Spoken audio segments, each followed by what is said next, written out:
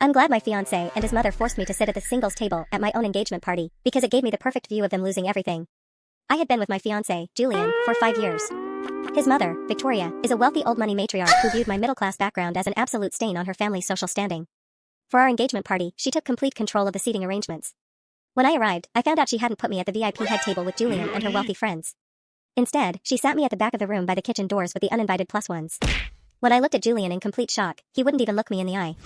He just leaned in and whispered, "My mother wants the photos to look a certain way to protect our image. Stop being so dramatic." I went to the venue coordinator to demand a change, but she told me Victoria had already paid the final invoice and threatened to pull the contract if anyone moved my seat. The system completely failed me. So, I decided to give them an image they would never forget.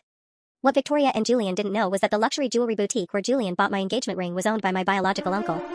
Julian had put down a massive cash deposit using funds he secretly withdrew from his mother's private family foundation, promising to pay the remaining 6-figure balance the morning of the party.